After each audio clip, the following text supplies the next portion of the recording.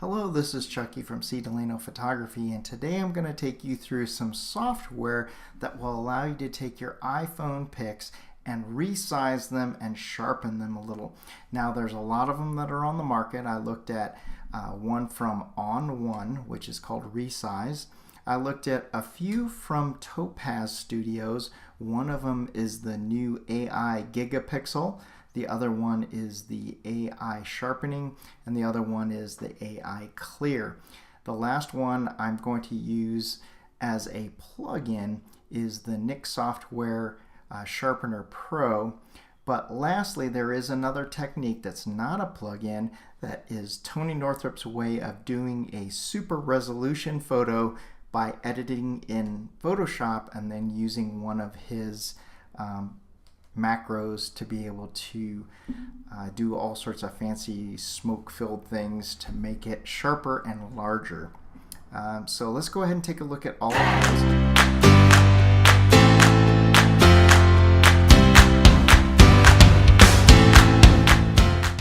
I was over at the Great Saltaire in Salt Lake City, and if you've ever watched the Carnival of Souls, you will recognize this building. It has burned down a few times and has been rebuilt, but I wanted to be able to take a picture of that, and I only had my iPhone pic with me. And I remember before leaving that Tony said that if I took 5 photos that I would be able to merge those and make a super resolution photo. So I'm trying this with an iPhone to see if this actually works with your smartphone. Let's look at all the different photos. I need to pick 5 photos and then edit them in Photoshop to get this super resolution one. And I'll link the macro that Tony is providing for free onto his website and also the video. But one of the things that I noticed was when I tried to take 5 of these photos and put them on a layer, Photoshop had a really difficult time trying to align them, so they didn't really look that good. I finally came to the conclusion that these 4 photos were the best to be able to align. If you select those and hold the Command or the Control key down and then right click that, you can go to Edit and then Edit in Photoshop as Layers, which is the bottom one. So I will select that, and then this will open up the 4 photos as separate layers in Photoshop. Now that Photoshop has opened each one of the images as a separate layer, download Tony Northrup's actions or macros, and then you can select one of the 5 different actions. Now, if you want to do this as a super resolution so that you can blow up your iPhone or your smartphone image, I would recommend doing 400%. Now, this is going to take a long time, but you select it and then you hit the play button. Now, I've already done this because that takes a long time, and I've saved these out on a separate photo already. The next thing I'm going to do is I'm going to see how some of these plugins work. So I need to select one of the best images, and in my case that image is image 3309.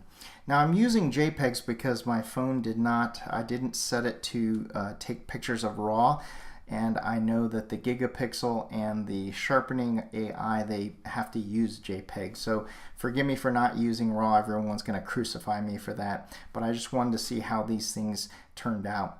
If you right click that, you can go to Edit In, and we're going to edit in On1 Photo Resize. We're going to edit a copy. Now when I'm in On1 Photo Raw Resize, I know it's a JPEG, but what I've done is I've gone over here, turned it to pixels, and then I've changed the resolution from 72 to 300, making that a really large photo. And then I've clicked the sharpening, and I've just left it as the default, and then I've selected done. Once again, I've already done this, and we're going to go back and we're going to compare all those two. So right now I'm going to close this. Now that we've done the On1 Photo Raw 2019, I'm going to right click that same photo. I'm going to go over to Edit in Sharpener Pro 3. Now that is a Nik Software plugin. It does cost a little bit of money. You have to buy the Nik software in a bundle, but you get the Sharpener Pro, and I'm going to sharpen that particular photo using the Nik Software plugin now. And on this one, I just kept all of these as a default and then saved it out. And once again, I've already done that before this video, so I'm going to close this Sharpener Pro. The last plugin I'm going to use is from Topaz Studio. So if we right click this same photo again and go to Edit in Topaz Studio, edit a copy, there's a plugin called AI Clear. Now that it's opened in Topaz Studio, I'm going to go to Adjustments and then select AI Clear. Once again, I'm going to use the auto defaults, which are auto here, low sharpness, and then recover details. And then I'm going to export this out or save this out. I've already done this, so let's close Topaz Studio. Now the next two products I'm going to use, one is Topaz GIGAPIXEL, and as you can see up here, I'm using this as a trial. What we need to do is we need to select Open, and then I'm going to use the same photo, which is 3309. Let me navigate down there to 3309 and open this one up in GIGAPIXEL. And then you can see that right there it tells you what size it's going to make it. So it's going to make it 16,000 by 12,000. That is 4x scale there. And then it gives you a little preview of how it used to be blurry on this side and then it has cleared it up on this side. Now it's also introducing a few artifacts in there. I am not going to use the GIGAPIXEL because I've already done that and it takes quite a bit of computing time. So I'm going to close out of this one again. Last but not least is another standalone product called Topaz Sharpen. As you can see, I have this as a trial and we're going to open our photo again because it is standalone, and I am going to go to my Salt Lake pictures and then go to image 3309. This one only can use JPEGs. Now they do say that they're going to have a RAW converter pretty soon, but that is in the works. So I'm going to open that. And then it takes a little while. It's going to process. Every single time you change any of the processing modes, it goes through and it starts processing. So it is a little annoying when that happens, but it does a different job by sharpening, stabilizing, and focusing. And as soon as it comes up on screen, I'll explain a little bit about that. Now the first one is sharpen. If it's just a little bit soft of an image for whatever reason, it's going to sharpen it. Stabilize is if you happen to move it a little bit, it was a little bit jittery, and it can figure it out using artificial intelligence. And then the last one is focus if it missed focus for some reason. Now I tried using sharpen on this one and I actually found that using the focus processing mode was a little bit better. Now I don't know if that was because when I was taking the picture it was overcast and maybe I moved the iPhone camera just a little bit, and so because of that maybe the focus was a little bit off and it wasn't super sharp. So I used focus and I've saved those photos. So now the next thing I'd like to do is I'd just like to open these and show you what I saw the differences in all these different programs are. Okay, the first one I'm going to open is the original photo, the 3309, and then I'm going to zoom in a bit. You can see that there's a bunch of trees that are blocking some of the building, and so maybe that was one of the reasons why the iPhone didn't focus so well, because I didn't really press on it. I just took a really quick photo. Now if you look down here, there is some sharpness in here, but there is also a little bit of artifacting in there due to the JPEGs on this side. Now you may not be able to see that because of the resolution of YouTube, but inside there we can see a few of the windows in here, but the rest of this photo is pretty dark. And if we go to this side, there is a lot of artifacting. I guess I was standing a little bit closer to the one side and it didn't really do a good job, so I have the JPEG artifacting right in here. It's pretty pronounced as you get to the left hand side, but it only seems to be this bottom part, because as you go up, there's JPEG artifacting up here, not so much on the windows, and of course on the right hand side seems to be just a little bit better. Now that is the original photo with nothing done to it. The next photo I'm going to show you is Tony Northrup's super resolution photo. Now this is not any fault of Tony Northrup, but if you look on this photo right here, I picked 5 images and it had a real hard time trying to align these. So you can see that there's some double edges right here. You can also see that it's pretty soft, but I guess if you blew it up, it would look really good, because if we go back down here, the photo looks really good. But as you really start to pixel peep, it smoothed out all the artifacting right there, but then again, you lost a little bit of detail. Now this is with the 5 photos, and this is when it didn't align it very well. So when I picked 4 photos, it looked a little bit better. Now this is the super resolution with only 4 photos, and I'm going to zoom in here, and you can see right off the bat that it did a better job right here aligning them, and it smoothed out a lot of the artifacting that's in here. So there's not as much artifacting. It's really smooth in here. So you would be able to get a good photo out of this. There's a lot less artifacting up here at the top. And then you go to the right-hand side. The right-hand side is pretty clear. It's just smooth all the way through here. It's not quite as sharp on the trees right in here, but it's still good to blow up to 16 by 20 or maybe even 20 by 30, but you could probably blow this up to 16 by 20 and still have a great photo. Now I haven't done any other photo adjustments on this.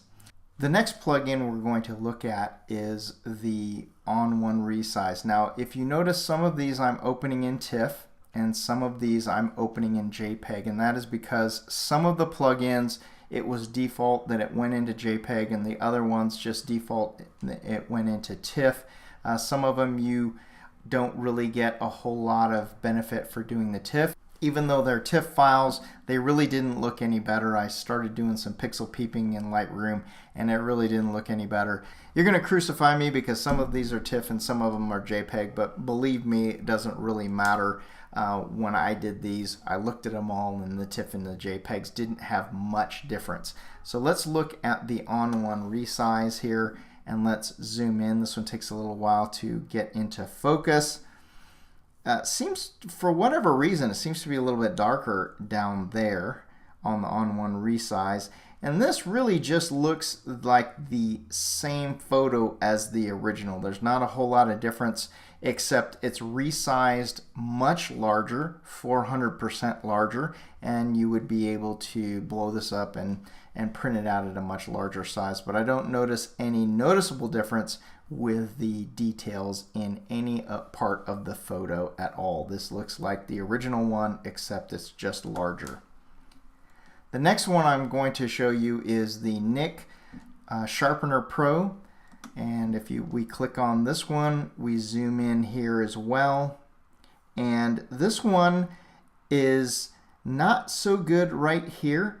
It supposedly sharpened it, and it did. You have some really sharp edges here, but it introduced a lot more artifacting in this area right here. You go to the top and there's more artifacting right up here where their edges are. So this one did the job of sharpening, but unfortunately it introduced too much of the JPEG artifacting. Even on this side where it was kind of clear already, it kind of introduced a little bit more JPEG artifacting here. The next one I want to show you is the Topaz Studio plugin, and that one is the AI Clear. Once again, it really doesn't matter which one of these I pick, the TIFF or the JPEG. Both of them look the same, but I'll pick the JPEG and we will scroll up here. Once again, this is not resizing this, but if you look in here, especially on this particular dome right here, there is less artifacting. There's less artifacting here, and there's a nice sharp edge. AI Clear can do a job on raw files. If you go up towards the top, there's not quite as much artifacting in here, so I think that you could get a really usable picture out of this. You go to the right hand side where it was already pretty good. It's nice and sharp in here, and there's just barely a little bit of artifacting right in there, but the rest of it looks really clear. So the AI Clear did a really good job. I don't notice anything strange about any of the trees. They're nice and sharp. The windows are nice and sharp. So the AI Clear did a really good job. I will say that the AI software is getting really good. The last two that I want to show you are also some AI software. The first one is called GIGAPIXEL. I'm going to select the JPEG as well. I'm going to zoom in to the JPEG right here. In the middle, the GIGAPIXEL really did a great job on these contrasty areas. It just absolutely looks sharp in here. It's beautiful. I love it. And then I come over here and I'm a little less happy with the artifacting in here. You can see these weird artifacts up here. It was nice and sharp right there, but it introduced some strange little artifacts in there. And then you just have little spots here and there, and some artifacting up here on this ledge. You can see that line right there. Did a good job of increasing the size, and the center part is absolutely gorgeous. But when you go over here to the right hand side, a little bit more, it's nice and contrasting on that edge, but of course there is some JPEG artifacting in there. And you won't believe me, I'm going to show you the TIFF version of this as well. Let's go ahead and open this TIFF version up, and I will show you that it's the same JPEG artifacting in here. It doesn't matter if it is JPEG or if it is TIFF, you still get the JPEG artifacting right in here. In fact, on quite a few of these, I thought the JPEGs looked a little bit better than the TIFF files for whatever reason. So let's close that down.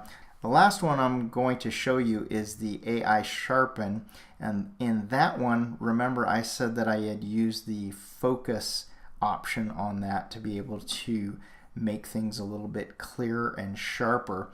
Now I think I showed you this one last because if you really pixel peep and look inside there, the detail is phenomenal with this AI Sharpen here using the focus. There's 3 different modes. If you look in here, right where there was a lot of JPEG artifacting in there, it's all gone. It is sharp and clear in here and is absolutely all gone. This is all smooth in here. Now there is some JPEG artifacting in here and here, you know, some of the really hard areas to get rid of that. It's in here, right along the edges, but it took away a lot of that JPEG artifacting right in here. These lines are just really sharp. And then if you go over into the center, it does a really good job in the center with the windows. And then you go off to the right hand side, and it's really beautiful on this side. Just a tiny bit of JPEG artifacting right in here, but other than that, the edges and lines are just really, really sharp for this photo. And I would say if I was a smartphone or an iPhone user, I would buy the AI Sharpen from the Topaz Studio. And I'm not an affiliate or anything for Topaz Studio, but as soon as I get off this video, I'm going to be purchasing the AI Sharpen because the AI Sharpen is absolutely wonderful. I hope you enjoyed this video. Really unscientific. It was just a few observations that I made about all these different plugins, and this is using an iPhone or a smartphone with this. I'm going to come back next week with another video, but with this time I'm going to use actual photos taken with a camera. Give me a like, give me a thumbs up, let me know what you think of this video. If you're gonna trash me for using JPEGs and TIFFs and telling me they're absolutely not the same, you're right, but in this particular instance there wasn't really any difference between the TIFFs and the JPEGs. In fact, I thought the JPEGs looked a little bit better than the TIFFs. See you next time in the next video.